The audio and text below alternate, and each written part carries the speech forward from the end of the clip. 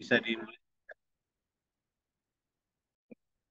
Bismillahirrahmanirrahim. Assalamualaikum warahmatullahi wabarakatuh. Alhamdulillah. Alhamdulillahirrabbilalamin. Wabihi nasta'inu ala umuri dunya din wa ala alihi washabihi ajma'in. Alhamdulillah pada kesempatan pagi hari ini kita bisa bertemu kembali, bersilaturahim kembali di kegiatan rutin kita yaitu majelis subuh virtual yang Alhamdulillah insya Allah pada hari ini kita sudah pertemuan ke 115. Nah, dan kali ini temanya yaitu merubah kemungkaran yang insya Allah akan disampaikan oleh guru kita yaitu Ustadz Yazen. Dan tidak lupa juga kegiatan pagi hari ini disupport oleh PC Alirsa dari Islamia Kota Bandung, PC Wanita Alirsa dari Islamia Kota Bandung, dan Saung Mirja Kreatif IO. Dan kepada jamaah mohon untuk membagikan informasi kajian ini supaya lebih banyak jamaah yang mendapatkan manfaat dari kajian ini. Baik jemaah sekalian, kita akan buka kegiatan atau kajian ini dengan membacakan basmalah bersama-sama. Bismillahirrahmanirrahim. Dan mengingatkan kembali sebelum kita mulai, mohon apabila memungkinkan untuk membuka kameranya, dipersilahkan untuk membuka kameranya. Dan juga untuk akhwat, dimohon juga kalau memungkinkan silahkan untuk membuka. Tetapi kalau tidak memungkinkan silahkan untuk ditutup. Baik, persiapkan, niat lurus, eh, niatnya diluruskan dan siapkan catatan-catatannya karena insya Allah kita akan mendengarkan kajian dari Ustadz Yajen. Dan Alhamdulillah Ustadz Yajen pada hari ini sudah ada di tengah-tengah kita. Assalamualaikum Ustadz, sehat?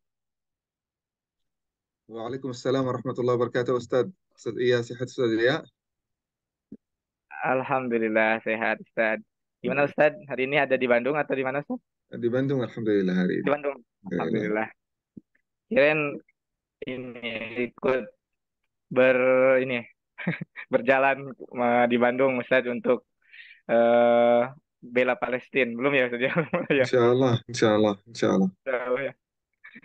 Oke, jalan dari Gedung Sate Ustaz ya ke alun-alun. Insya Allah kemarin sudah dihubungi, insya Allah. Mudah-mudahan bisa. Alhamdulillah. Ya Ustaz. Baik Ustaz, untuk mempersingkat waktu kita akan langsung saja Ustaz mendengarkan yang akan disampaikan oleh Ustaz Yajen. Dipersilahkan. Baik, jazakallah khair Ustaz Iya, barakallahu fik.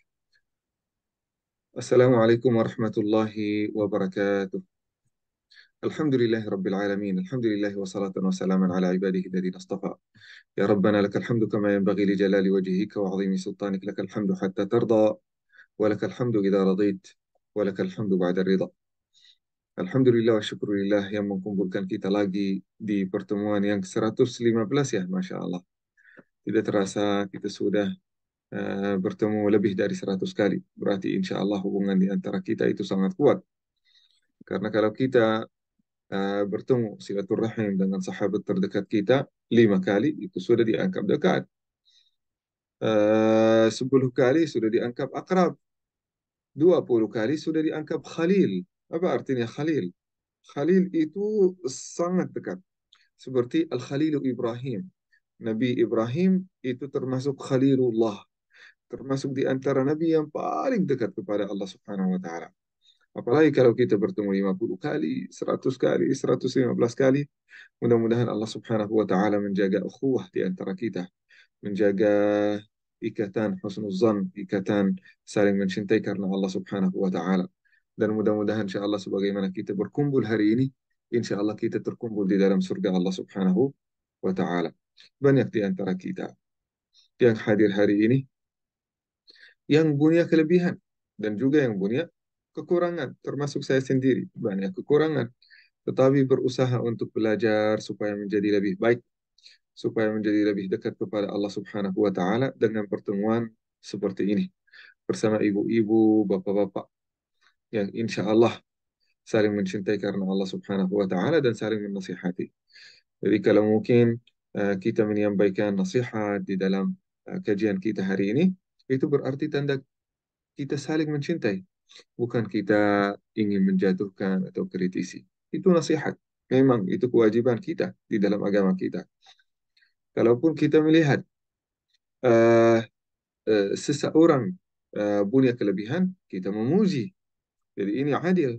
Ini yang diperintahkan oleh Allah Subhanahu wa taala.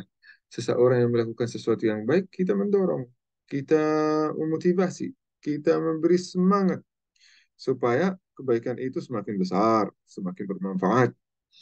Kalaupun ada seseorang punya kekurangan, maka kita berusaha untuk menasihati dengan cara yang baik. Itulah hadis kita hari ini. Hadis ini hadirin yang dimuliakan Allah Subhanahu wa taala sangat bermanfaat bagi kita semua. Marilah kita membacakan hadis ini ya.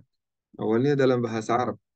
An Abi Sa'id al-Khudri radhiyallahu anhu qala sami'tu Rasulullah sallallahu alaihi wasallam yaqul man ra'a minkum munkaran falyughayyirhu biyadihi fa in lam yastati' fa bilisanihi fa in lam yastati' fa biqalbihi wa dhalika adhafu al-iman.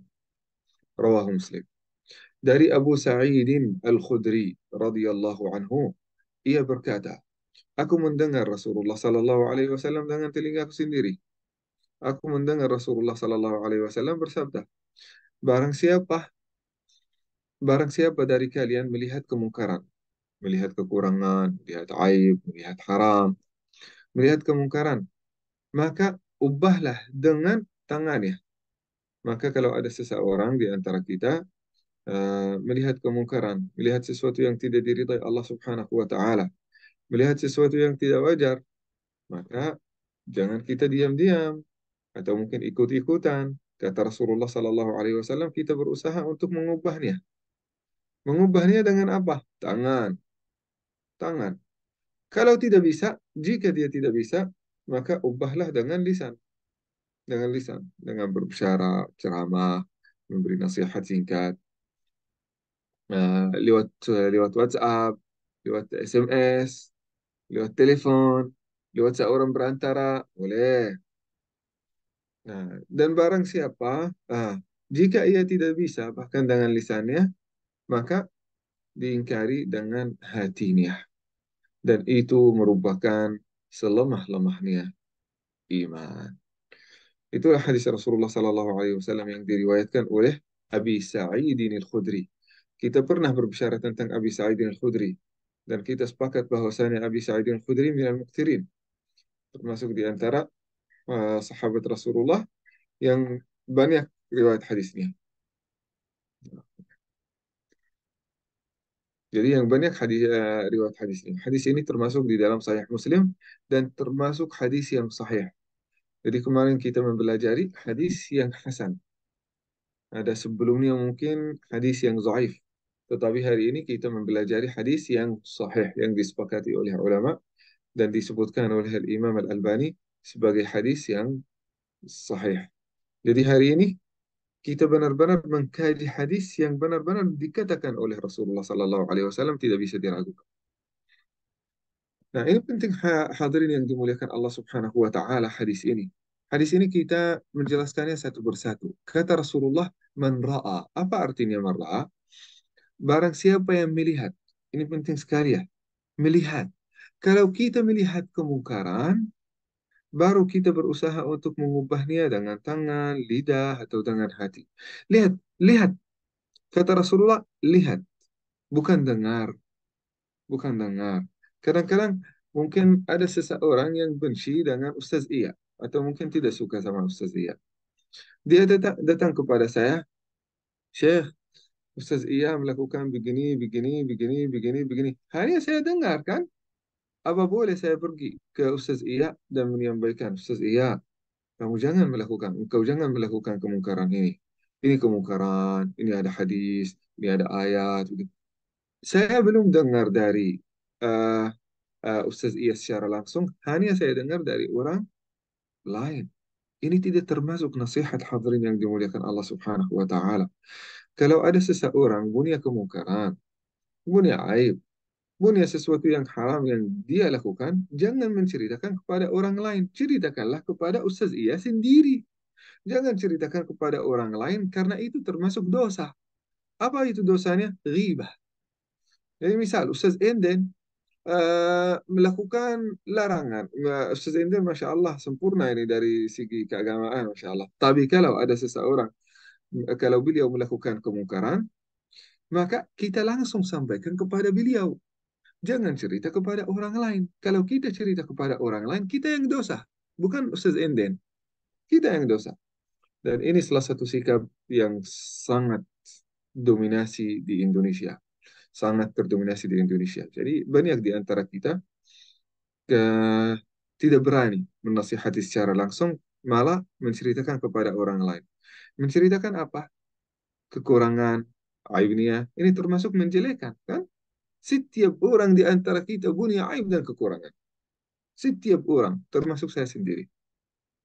Kalau saya sendiri punya aib, apakah saya boleh menyampaikan aib orang lain kepada orang lain?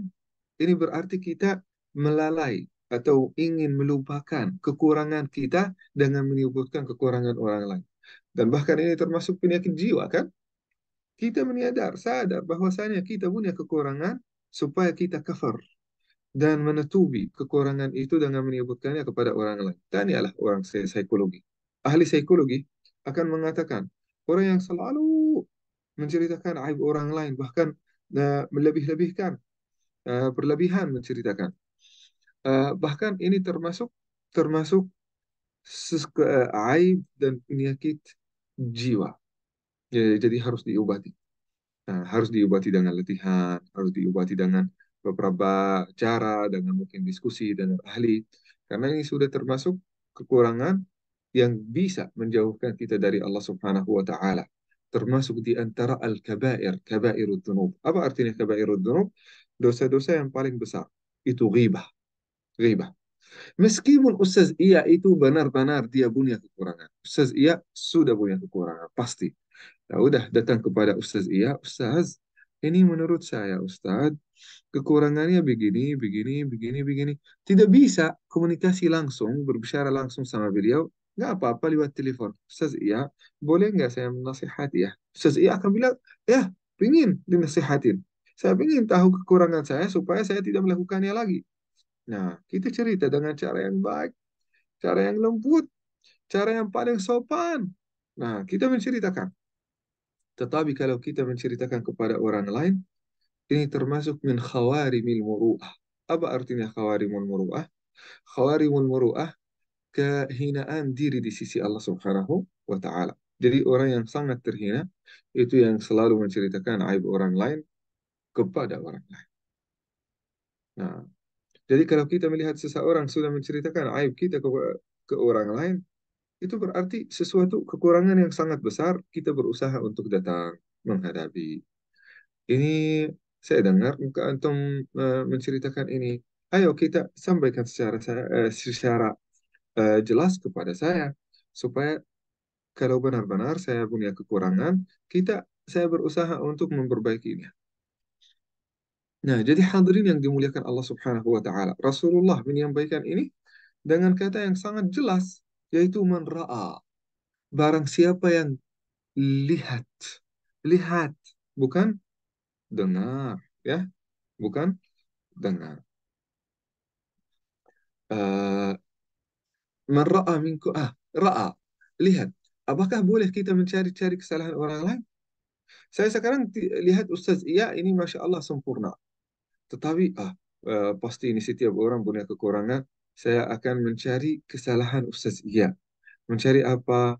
Eh, Bisa mencari medsosnya. Kalau ada satu kekurangan di dalam medsosnya, saya tangkap, saya ambil, menceritakan kepada orang lain. Atau mungkin menceritakan kepada Ustaz Iya supaya membuat Ustaz Iya merasa lebih rendah dibandingkan dengan saya. Kan? Banyak orang yang punya perasaan seperti itu. Ingin orang lain lebih rendah daripada dia sendiri. Bukan untuk menasihati. Tapi mencari kesalahan-kesalahan dan setiap orang di antara kita pasti kalau kita mencari kesalahannya pasti kita menemukan kesalahan. Maka Rasulullah Sallallahu Alaihi Wasallam bersabda, "Man tatabba aurati akhihi, tatabba Allahu auratahu hatta yafdahu fi aqri baitihi." Barang siapa yang mencari-cari kesalahan saudaranya, mencari kesalahan saudaranya, maka Allah Subhanahu wa taala akan mencari kesalahannya sampai membuka aibnya kepada banyak orang. Allahu Akbar. Nah, jadi hadirin yang dimuliakan Allah Subhanahu wa taala, kita tidak boleh tajassus. Tidak boleh mencari-cari kesalahan. Misal, atau kita ada curiga, ini mungkin di dalam rumah ini bapak dan ibu lagi meminum minuman keras. Apa yang kita akan lakukan? Kita akan naik di atas pintu dan lihat. Kita akan melihat dari jendela. Atau kita melihat ini bisa jadi mereka LGBT. Kita tajassus dan memata-matai dan melihat. Nah, ini termasuk haram. Wala tajassasu wala yaghtab ba'dukum ba'da. Wasiat Allah Subhanahu wa taala kepada kita, jangan melakukan tajassus. Jangan mencari-cari kesalahan orang lain. Mereka sudah menutupi dirinya. Ini sudah tidak ada punishment di dunia. Punishment mereka, siksa mereka di sisi Allah Subhanahu wa taala. Karena mereka sudah menutupi dirinya. Karena mereka sudah malu melakukannya di dalam rumah. Maka itu tidak boleh kita mencari kesalahan orang lain. Jadi man ra'a, melihat, bukan mendengar, bukan juga tajassus ya. Nah, man ra'a minkum munkaran falyughayyirhu biyadihi. Ini penting sekali ya. Munkara. Uh, uh, Munkara ini artinya munkar, sesuatu yang haram, yang disepakati oleh ulama bahwasanya hal ini haram. Misal, meninggalkan salat. Kan ini kemungkaran kan? Disepakati oleh seluruh ulama yang tidak melakukan salat ini tidak termasuk muslim. Maka kita menasihatinya dengan cara yang baik. Faqula lahu qawlan layyina. Nabi Musa alaihi salam ketika diutus oleh Allah Subhanahu wa taala untuk menasihati Firaun dan kaumnya, lihat, menasihati Firaun. Firaun ini termasuk orang yang paling jahat di dalam sejarah. Sampai-sampai beliau mengaku sebagai Tuhan, bukan hanya Tuhan, Tuhan yang paling tinggi. Kan di zaman dulu mereka punya banyak Tuhan. Tuhan angin, Tuhan gunung, Tuhan langit, Tuhan bumi, Tuhan laut, Tuhan sungai. Banyak Tuhan-Tuhan. Segala hal yang terjadi di dunia ini ada Tuhannya. Dan Tuhan yang paling tinggi, Fir'aun mengaku, saya Tuhan yang paling tinggi. Luar biasa. Jadi kejahatannya dan kebohongannya itu sangat jelas. Tetapi Musa alaihi salam diperintahkan oleh Allah Subhanahu wa taala untuk menasihati dia dengan cara yang lembut, dengan cara yang baik, dengan kata-kata yang baik, bukan kata-kata yang kasar, bukan kata-kata yang kasar. Apalagi kita kena di negara Indonesia. Banyak umat Islam dan mereka mengaku umat Islam. Mereka tidak pernah berkata kami Tuhan yang paling besar. Mereka umat Islam. Mereka salat, salat. Mereka datang kepada ulama, datang. Kalau mereka punya kesalahan dan kekurangan, jangan menghina, jangan menyampaikan kata-kata yang tidak baik atau tidak wajar. Maka kita menyampaikan dengan cara yang terbaik. Nah, إذا استتر الناس إذا استتر الناس ليس عليهم. Jadi kalau ada seseorang, bahkan dalam undang-undang, dalam hukum, kalau ada seseorang sudah melakukan aib dan kekurangan atau yang haram ini secara uh, apa uh, tertutupi, tidak dilihat oleh siapapun, maka ini tidak ada punishment, tidak ada siksaan, tidak ada siksaan. Sampai bahkan zina. Zina, Rasulullah Sallallahu Alaihi Wasallam mewajibkan harus dilihat oleh berapa orang? Sampai 4 orang. Nah, jadi kalau tidak dilihat oleh 2 orang, enggak ada punishment. Kalau 3 orang, tidak ada juga. Kalau 3 laki-laki dan 1 perempuan, tidak ada juga. Kan? Jadi perlu kita hadirin yang dimuliakan Allah Subhanahu wa taala memahami hadis ini karena banyak mungkin pelanggaran-pelanggaran di antara kita terjadi. Nah, kalau kita saling menasihati dengan cara yang baik, insya Allah umat kita, bangsa kita akan insya Allah bangsa terbaik. Allah Subhanahu wa taala berfirman di dalam surat Ali Imran, "Kuntum khaira ummatin ukhrijat linnas." Kalian akan menjadi bangsa terbaik yang diciptakan oleh Allah Subhanahu wa taala. Kalau apa? Ta'muruna bil ma'ruf wa tanhauna 'anil munkar. Saat kita mengajak orang lain untuk melakukan kebaikan, dan mengingkari atau menahan, mencegah kemungkaran. Luar biasa. Kita akan menjadi umat terbaik yang diciptakan oleh Allah Subhanahu wa taala.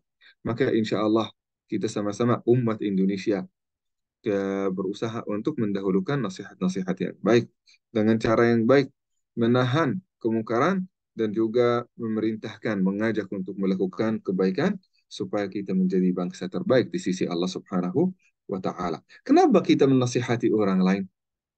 Menasihati orang lain karena itu wasiat dari Rasulullah sallallahu alaihi wasallam. Kalau ibu dan bapak benar-benar mencintai Rasulullah sallallahu alaihi wasallam dan mengaku sebagai pecinta Muhammad sallallahu alaihi wasallam, maka hal yang paling pertama yang kita lakukan adalah kewajiban Rasulullah sallallahu alaihi wasallam, warisan Rasulullah sallallahu alaihi wasallam, wasiat Rasulullah itu harus dilakukan. Dan wasiat yang paling utama adalah al-amr bil ma'ruf, menasihati orang lain, menasihati orang lain. Di antara juga sebab kenapa kita menasihati orang lain karena kita takut siksa Allah Subhanahu wa taala. Kalau ada kemungkaran di dalam negara kita, maka kalau turun siksa Allah Subhanahu wa taala akan turun kepada semua orang. Kalau ada gempa bumi, bencana, tsunami, maka yang kena bukan hanya orang ahli kemungkaran, tetapi seluruh orang yang tinggal di daerah tersebut. Kenapa? Karena bisa jadi orang yang tidak melakukan kemungkaran, mereka diam-diam, tidak menasihati, tidak mencegah kemungkaran tersebut, padahal mereka mampu. Maka hadirin yang dimuliakan Allah Subhanahu wa taala, kita menasihati karena kita takut dari punishment dan siksa Allah Subhanahu wa taala. Kita takut dari marahnya Allah Subhanahu wa taala. Jadi eh, kita sebagai hamba Allah Subhanahu wa taala yang mencintai Allah Subhanahu wa taala dan Rasulnya, apa yang dicintai oleh Allah dan Rasulnya kita cinta. Apa yang dibenci oleh Allah dan Rasulnya kita benci. Dan itu tanda keimanan. Kalau ada seseorang yang ingin mengukur evaluasi keimanannya, maka evaluasinya di atas berdasarkan kaidah ini. Benci apa yang dibenci oleh Allah Subhanahu wa taala. Suka apa yang disukai oleh Allah Subhanahu wa taala. Suka kalau ulama-ulama ini semuanya bersatu. Suka, suka. Kalau ulamanya pecah, orang yang suka ini berarti orang yang keimanannya ada cacatnya. Orang yang mencintai Allah Subhanahu wa taala pasti akan cinta. Kalau banyak orang yang melakukan ramai melakukan salat, ramai menghadiri kajian, ramai melakukan kebaikan, ramai menutupi aurat, suka. Tetapi orang yang tidak suka kalau perempuan pakai pakaian syar'i, pakai hijab, banyak orang yang tidak suka. Ah, ini tanda berarti cacat keimanannya. Banyak orang yang suka kalau banyak perzinahan, banyak maaf ya, banyak PSK, banyak bioskop, banyak klub malam, banyak orang yang suka. Yang suka apa yang dibenci oleh Allah Subhanahu wa taala. Berarti ini ada cacat dalam keimanannya. Nah, maka perlu hadirin yang dimuliakan Allah Subhanahu wa taala kita evaluasi agama kita dan evaluasi keimanan kita. Apalagi Rasulullah sallallahu alaihi wasallam pernah bersabda dalam hadis yang lain, "Ad-dinun nasihat." Agama kita adalah nasihat, ya. Agama kita adalah nasihat. Agama ini tidak bisa ditegakkan tanpa kita saling menasihati. Nah, jadi ad-dinu nasihah. Qulna liman? Lalu Rasulullah Sallallahu Alaihi Wasallam menjelaskan ada nasihat untuk presiden, ada nasihat untuk pemerintah, ada nasihat untuk orang tua, ada nasihat untuk guru, ada nasihat untuk murid. Rasulullah Sallallahu Alaihi Wasallam menyampaikannya karena setiap makam ada makal. Apa artinya makam makal? Setiap orang punya cara nasihat yang tertentu. Misal, kalau saya menasihati sahabat saya, Ustaz Mirza, pasti karena beliau sudah dekat, bahasa saya sama beliau ini akan lebih terbuka dibandingkan saya mau menasihati Bapak Presiden. Bapak Presiden harus dengan kata-kata yang baik, kata-kata yang lembut, kata-kata yang sopan. Nah, supaya nasihat itu bisa terdengar oleh orang yang bersangkutan. Begitu juga nasihat kepada orang tua beda, nasihat kepada anak, nasihat kepada murid beda dibandingkan dengan nasihat kepada jamaah. Jadi likulli maqalin likulli maqamin maqal. Di setiap situasi ada bahasa tertentu. Seperti mungkin bahasa Sunda. Bahasa Sunda ada kasarnya, ada yang biasa-biasa, dan ada standar, ada juga yang gemas, kan? Nah, likulli maqamin maqal. Jadi saat kita menasihati, kita benar-benar memilih kata-kata yang paling lembut. Nah, setelah itu hadirin yang dimuliakan Allah Subhanahu wa taala, kalau kita ingin menasihati, maka kita menasihati dengan cara yang paling lembut dan berdasarkan ilmu. Lihat, berdasarkan ilmu. Misal, ada seseorang masuk Masjid Al-Mujahidin. Masjid Mujahidin itu Masjid Muhammadiyah. Masuk, orang ini mungkin sangat berpegang teguh pada mazhab Imam Syafi'i. Masuk Masjid Muhammadiyah ini, Allahu Akbar. Imamnya tidak membacakan Bismillah atau membacakan Bismillah dengan suara yang rendah. Setelah salat, ini masjid apa? Ini agama baru. Oh, kenapa engkau tidak membacakan Bismillah? Membacakan Bismillah atau tidak membacakannya? Membacakannya dengan suara yang keras, dengan suara yang rendah. Semuanya telah dilakukan oleh Rasulullah Sallallahu Alaihi Wasallam. Tetapi engkau yang belum tahu. Nah, maka kita harus berilmu dulu. Berilmu saat kita menasihati. Berilmu dalam nasihat tersebut dulu. Apa salahnya kalau kita, oh, lihat ini tidak membacakan bismillah dengan suara yang keras. Buka Android atau buka Google, cari dulu, cari, pastikan dulu. Nah, kita masuk, misal, ada seseorang datang ke Irak atau ke Suriah atau ke Jordania. Di azan di sana, azan mereka Allahu Akbar, Allahu Akbar. Hanya dua kali Allahu Akbar. Setelah itu, Ashhadu an Ashhadu an la ilaha illallah. Orang ini akan berkata, oh ini orangnya sesat. Kenapa? Hanya membacakan dua kali Allahu Akbar. Lihat di Al-Madinah dan Makkah membacakan Allahu Akbar sampai 4 kali. Ada sunnah Rasulullah Sallallahu Alaihi Wasallam seperti itu. Tapi ente yang belum tahu. Ada beberapa sirah untuk azan. Di dalam azan juga, Hayya ala khairil amal. Ada juga. Tetapi ente yang belum tahu. Nah, di dalam juga, di dalam salat. Dalam salat, Al-Imam Al-Hanafi saat taslim, setelah setelah tasyahud, selesai tasyahud, lalu khatam salat dengan Assalamualaikum warahmatullah, lalu diam. Diam kan? Kita melihat seorang seperti ini, orang ini sesat. Bukan sesat, tetapi ente yang belum tahu. Maka sebelum kita menasihati, kita tabayyun dulu, kita baca dulu, apakah ini benar-benar kemungkaran atau hanya khayalan dari kita sendiri. Ya, nah jadi kita perlu tabayyun, itu perlu kita berilmu dan mempelajari, membacakan tentang masalah tersebut. Setiap orang di antara kita sekarang di zaman ini bisa menasihati sebenarnya. Bisa menasihati berdasarkan ilmu. Jadi kita melihat sesuatu yang menurut kita tidak wajar, baca tentangnya dulu. Tabayun dulu. Ini ada khilafiyah. Ada perbedaan di antara ulama. Oh, ini ada beberapa kata-kata. Ada beberapa riwayat. Nah, maka kalau ada beberapa riwayat, kita tidak usah kita menasihati. Jadi nasihat itu dalam kemungkaran yang disepakati oleh ulama. Bukan dalam khilafiyah. Bukan dalam khilafiyah. Nah, jangan juga nuduh-nuduh dulu. Kita tabayun dulu. Kita dengar. Ustaz Mirza, kenapa engkau melakukan ini? Bisa jelasin buat saya, maaf ya, saya kurang ilmu. Gitu. Lalu Ustaz Mirza akan menjelaskan. Bisa jadi cerita yang saya dengar dari Ustaz Mirza itu benar-benar akan membuka pikiran dan mata saya. Bahwasanya ini bukan kemungkaran.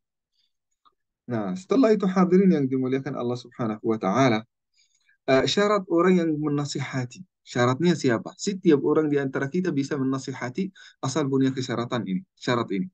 Syarat pertama, lemah lembut saat menasihati. Kalau kita tahu saat kita menasihati pasti kita akan keras atau kasar, jangan nasihat. Lebih bagus jangan nasihat.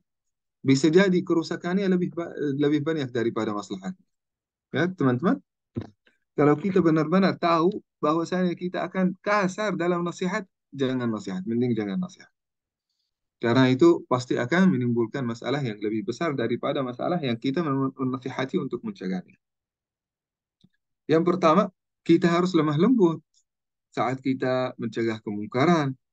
Nah, dan juga harus berilmu, berilmu dalam masalah tersebut. Berilmu dalam masalah tersebut. Yang ketiga harus kita adil. Ini penting sekali adil. Penting sekali. Misal, saya ini tidak suka dengan Ustaz Mirza. Tidak suka dengan Ustaz Mirza, meskipun kebaikan yang beliau lakukan, saya berusaha untuk mengalihnya dengan cara-cara yang dengan suuzan menjadikannya keburukan. Kan? Banyak orang yang seperti itu. Misal, Ustaz Mirza suatu hari tidak wudhu, tidak wudhu, langsung salat, langsung salat. Nah, saya bisa bertanya kepada Ustaz Mirza, Ustaz Mirza, kenapa engkau tidak wudhu? Ustaz Mirza, yang normal ya, Ustaz Mirza akan berkata, Alhamdulillah saya masih punya wudhu. Tapi engkau nggak lihat, saya masih punya wudhu dari salat sebelumnya. Kan? Bisa jadi kan? Oh, saya hari ini nggak ada air, jadi saya tayamum. Jadi ada alasan syar'i. Tetapi kalau seseorang punya niat yang buruk terhadap Ustaz Mirza akan berkata, oh Ustaz Mirza ini salat tanpa wuzu. Oh Ustaz Mirza ini tidak pernah wuzu. Ah, jadi melebih-lebihkan.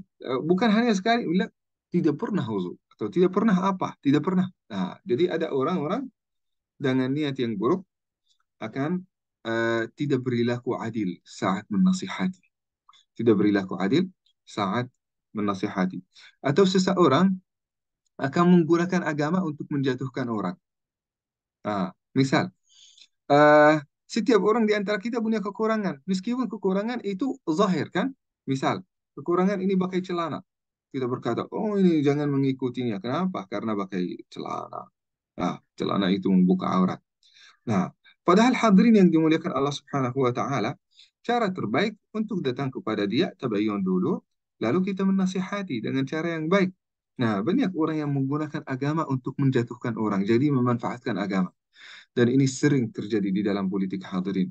Sangat sedih melihat orang-orang yang menggunakan agama supaya dapat keuntungan politik. Dan itu termasuk sesuatu yang sangat buruk.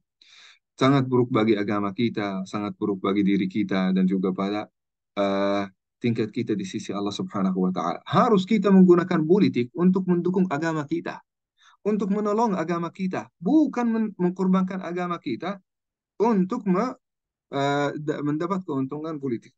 Dan ini sangat sering-sering terjadi, sampai menjadi hal yang sangat lumrah. Wala haula wala quwata illa billah. Ya, mudah-mudahan kita berusaha untuk sadar dalam bidang ini, hadirin.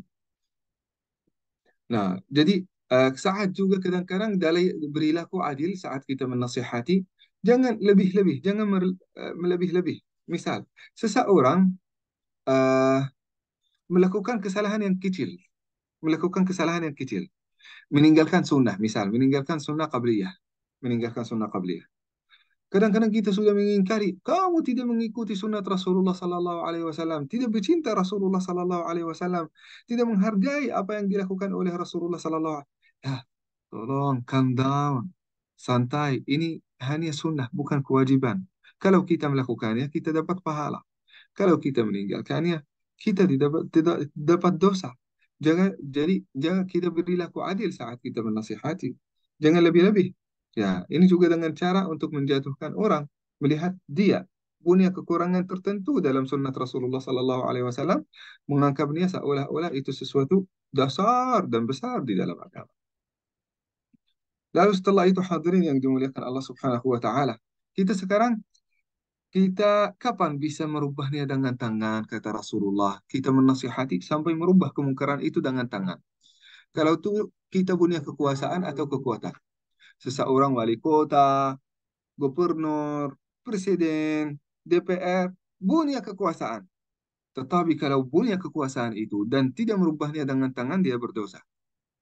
Dia bisa dengan tangan, tetapi enggak. Ini takut masyarakat tidak memilih saya untuk periode berikutnya. Takut dibenci oleh partai-partai lain. Takut, apa yang ditakutkan? Ente punya kekuasaan di sini. Ente dipilih oleh masyarakat supaya memenuhi amanah. Apa-apa yang ditakutkan? Nah, maka hadirin yang dimuliakan Allah Subhanahu wa taala, pejabat. Yang punya kekuasaan, punya kekuatan itu bisa merubah kemungkaran dengan tangan. Bisa. Nah, kalau kita nggak bisa dengan tangan, nggak ada kemampuan ke situ. Nggak ada kekuasaan, nggak ada eh, kekuatan juga. Bagaimana kita bisa merubahnya? Merubahnya dengan lisan, dengan lidah. Saya sebagai ustadz tidak punya kekuasaan apapun, kecuali kalau nanti jadi wali kota. Ustadz hanya bisa menyampaikannya dengan kata, hanya bisa menyampaikannya dengan nasihat, menyampaikannya dengan menasihati orang lain. Tahu hadis Rasulullah, tahu ayat Allah Subhanahu wa taala, maka wajib kita menyampaikannya dengan lidah, dengan lisan. Kata Ustadz ini, saya nggak bisa menyampaikannya dengan lisan. Ente sudah diberi mimbar untuk ceramah, diberi kursi untuk menyampaikan nasihat kepada orang lain. Lain tidak bisa, sudah bisa. Jadi kalau ada Ustadz bilang nggak bisa saya ngomong, ini berarti ada masalah. Nah, dia nggak bisa ngomong, dia tidak bisa merubahnya dengan tangan, kurang-kurang merubahnya atau mungkin berusaha untuk mengingkarinya di dalam hatinya. Dan itu kewajiban atas setiap orang di antara kita. Tidak ada alasan di antara kita untuk tidak mengingkarinya di dalam hati. Setiap orang, setiap kaum muslimin tidak bisa, bisa jadi tidak bisa dengan tangan. Bisa jadi tidak bisa dengan lidah. Tetapi pasti bisa mengingkarinya di dalam hati. Kalau ada seseorang tidak mengingkarinya di dalam hati, maka dia berdosa. Kan? Itu termasuk kewajiban. Misal, kalau kita eh, tiba-tiba masuk ke tempat, tempat itu kita sadar, tempat itu termasuk bioskop. Kan? Ya kita sudah terlanjur duduk di dalam bioskop itu. Pasti banyak kemungkaran, banyak aurat yang terbuka. Apa yang kita lakukan di sana? Kalau kita mau menutupi, tutup ini dan mencegah kemungkaran di dalam bioskop, kadang-kadang nggak bisa. Ada bodyguardnya, ada banyak orang di dalamnya. Kita nggak bisa dengan tangan, apalagi kita manusia biasa. Nah, dengan lidah pun kita nggak bisa, tidak ada yang dengar karena suaranya sangat keras, kan? Nggak ada yang dengar. Nah, maka kita bisa mengingkarinya di dalam hati, keluar dari tempat tersebut. Keluar. Bukan dengar, menikmati dulu kan, menikmati sampai selesai. Setelah itu, bilang, saya sangat benci ini. Ente sudah menikmatinya sampai detik terakhir. Nah, saya pernah hadirin yang dimuliakan Allah Subhanahu wa Ta'ala, mengikuti walimah. Dan ini sesuatu yang sangat lucu. Di sana di Prancis pernah ada salah satu sahabat, sahabat dari Maroko. Sahabat saya ini nikah. Saya mengikuti datang ke pernikahan karena ini termasuk wajib kan. Kuat Alhamdulillah awalnya baca Quran, awalnya mungkin ada ceramah singkat. Setelah itu orang Maroko itu open minded gitu ya. Setelah itu ada tari-tarian gitu ya, dancing dan dancing dengan membuka aurat. Apalagi juga musik, musik enggak masih ada perbedaan ya di antara ulama. Kita tidak akan berkata haram. Tapi membuka aurat itu disepakati oleh ulama itu haram gitu. Maka pada saat itu saya langsung bersama teman saya keluar dari tempat tersebut. Keluar, nunggu di luar sampai selesai, baru masuk. Nah, setelah itu terjadi, dan ini sangat lucu ya. Dari Prancis kita ambil pesawat ke yang dekat dari Italia, ya, ke Italia. Dan saat itu di dalam bendera ada dancing sama. Nggak tahu itu memperkenalkan tentang kultur dan tradisi Prancis di sana. Saat itu ada acara begitu. Sebenarnya kita nunggu dan harus kita nunggu mungkin 1 atau 2 jam pesawat datang. Dan kita harus nunggu. Mau kita keluar dari bandara, kita tidak boleh, kita sudah check in. Nah, maka harus kita nunggu di sana. Ke Kata sahabat saya, yuk sebagaimana engkau keluar saat acara tersebut, acara walimah kemarin, yuk sekarang keluar. Saya bilang kadang-kadang kita bisa keluar, kadang-kadang kita nggak bisa. Kita nggak bisa. Nah, jadi sesuai dengan kemampuan kita. Maka hadirin yang dimuliakan Allah Subhanahu wa taala, kewajiban atas setiap orang di antara kita untuk mengingkari kemungkaran itu atau menggunakan hatinya. Nah, ada juga hadirin yang dimuliakan Allah Subhanahu wa taala. Kadang-kadang kita perlu juga, meskipun kita sudah melihat kemungkaran itu di hadapan kita, kadang-kadang kalau kita menasihati bisa memunculkan kemungkaran yang lebih besar. Misal Rasulullah Sallallahu Alaihi Wasallam tidak pernah menasihati Abdullah ibnu Salul secara langsung. Abdullah ibnu Salul itu termasuk orang yang munafik paling eh, yang paling besar, yang paling tinggi kemunafikannya terhadap Rasulullah Sallallahu Alaihi Wasallam. Tapi Rasulullah tidak pernah menasihati secara langsung. Kenapa? Karena selalu menutupi, melakukan semua kemungkarannya secara tertutup, secara tertutup. Kalaupun Rasulullah Sallallahu Alaihi Wasallam mau menasihati Abdullah bin Salul secara langsung, itu bisa jadi masalah yang lebih besar. Karena Abdullah bin Salul itu termasuk raja di dalam kaumnya, termasuk di antara orang yang punya eh, nasab dan seseorang yang sangat dihormati oleh banyak orang. Kalau Rasulullah Sallallahu Alaihi Wasallam menasihati secara langsung, itu berarti mungkin bisa jadi menjatuhkan namanya atau mungkin jadi Rasulullah Sallallahu Alaihi Wasallam memilih untuk diam, memilih untuk menyampaikan tentang kemunafikan, sifat-sifat munafik dan juga tentang akibat kemunafikan secara umum. Nah, jadi Rasulullah Sallallahu Alaihi Wasallam punya siasat untuk menasihati. Nah, itulah hadirin yang dimuliakan Allah Subhanahu wa taala kajian kita hari ini. Mudah-mudahan insyaallah bermanfaat. Barakallahu fikum jazakumullah khair. Wassalamualaikum warahmatullahi wabarakatuh. Waalaikumsalam warahmatullahi wabarakatuh. Jazakallahu khairan Ustaz. Ustaz, Waalaikumsalam. ada satu pertanyaan dari jamaah di Japri. Bagaimana sikap kita melihat kemungkaran ataupun kezaliman kaum Muslim Palestina, katanya Ustaz. Nah, kalau sikap kita itu sesuai kemampuan kita, kita tidak bisa dengan berbagai tangan, dengan jihad berangkat ke situ. Kecuali kalau kita bisa, alhamdulillah bagus. Meskipun saudara kita di Palestina, mereka tidak punya kekurangan dalam dalam manusia dan laki-laki yang berjihad di situ. Mereka sudah sangat banyak di sana, sangat banyak. Yang dibutuhkan hal yang lain. Mereka membutuhkan dukungan dengan senjata, mereka dukungan dengan obat-obatan, dukungan dengan makanan, bangun rumah sakit, bangun masjid, bangun sekolah. Itu kebutuhan mereka. Kita melihat kebutuhan mereka dan berusaha untuk memenuhinya. Dan itu alhamdulillah tersedia. Jadi barang siapa yang berkata, insya Allah kalau dibuka pintu jihad, saya akan mengorbankan diri saya sendiri. Jangan dulu jihad dengan dirimu sendiri. Jihad dengan hartamu. Ini yang sekarang terbuka. Nah, kalau kita tidak mau jihad dengan harta kita, pasti kalau terbuka kesempatan jihad dengan jiwa, kita tidak akan jihad. Tidak akan mengorbankan. Tidak akan mengorbankan. Nah, jadi dari sekarang hadirin yang dimuliakan Allah Subhanahu wa taala, kita membuktikan kita benar-benar ingin jihad, ya udah. Sekarang tersedia bagi kita pintu jihad dengan harta. Nah, kita berusaha juga saat kita eh, mengkorbankan bagian dari harta kita, kita harus juga pintar. Pintar memberikan harta kita ke siapa? Ke siapa? Dan kita tanya, orang ini yang mengumpulkan dana akan digunakan 100% atau hanya 50% yang dikirim ke situ. Saya kenal yayasan yang hanya kirim ke situ hanya 20%. Kenapa? Yang lain apa? Itu biaya administrasi Pak Ustadz. Itu biaya al-amilin alaiha Pak Ustadz. Itu biaya fisabilillah Pak Ustadz. Ah, kita berusaha untuk memberikan ke yayasan yang bagus, yang terpercayai. Dan saya yakin, insya Allah, ah, ya di antara yayasan yang sangat terpercaya yaitu Yayasan Al-Irsyad.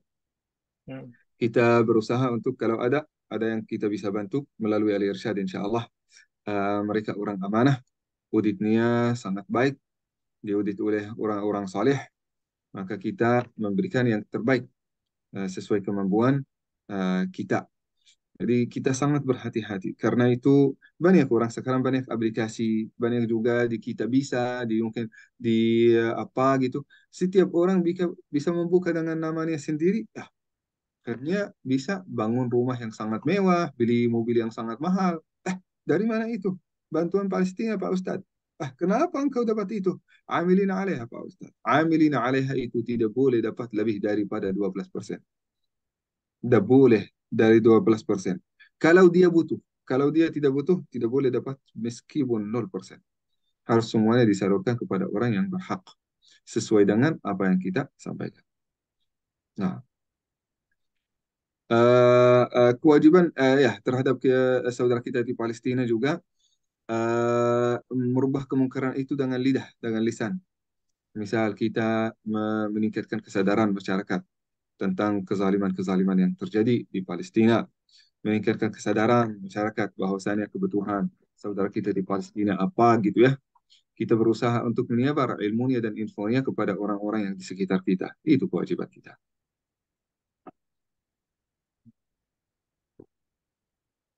Baik, Ustaz, Alhamdulillah tadi mungkin dengan harta kita ya Ustaz ya untuk bela Palestina, kemudian juga dari perkataan-perkataan kita ataupun ada aksi-aksi bela Palestina kita juga mungkin bisa ikut ya Ustaz ya untuk menyuarakan eh, apa ya dukungan kita kepada Palestina. Baik, jamaah sekalian, karena waktu sudah menunjukkan pukul 6 lebih 19 menit ya. Untuk itu kita akan langsung saja doa oleh Ustadz Jajen. Dipersilakan Ustadz Jajen. Baik, insya Allah. Jazakallah khair. Barakallah. الحمد لله رب العالمين. الحمد لله وصلاة وسلاما على عباده الذين اصطفى. اللهم اجعل تجمعنا هذا تجمعا مرحوما، واجعل تفرقنا من بعده معصوما، ولا تجعل فينا ولا معنا ولا بيننا شقيا ولا محروما. اللهم فرج هم المهمومين، ونفس كرب المكروبين، وقض الدين عن المدينين، واشف مرضانا، واشف مرضانا ومرضى المسلمين. اللهم انصر إخواننا المجاهدين في فلسطين. اللهم ثبت أقدامهم، وقو عزائمهم، وثبت أقدامهم يا رب العالمين. سبحان ربك رب العزة عما يصفون، وسلام على المرسلين، والحمد لله رب العالمين. تقبل الله منا ومنكم يا كريم، آمين يا رب العالمين. Amin ya Rabbal Alamin.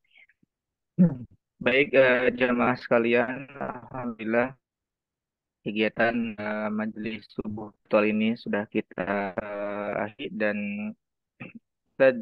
kita mengingatkan lagi ya. Saya mengingatkan lagi untuk hari ini ada aksi Jawa Barat dukung Palestina.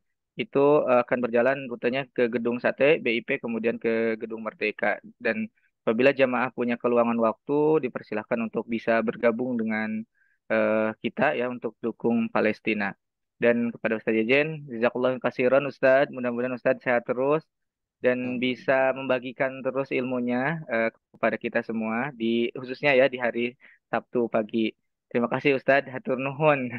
Baik, Waalaikumsalam warahmatullahi jemaah sekalian, kita akan tutup dengan bacaan dalil. Alhamdulillah.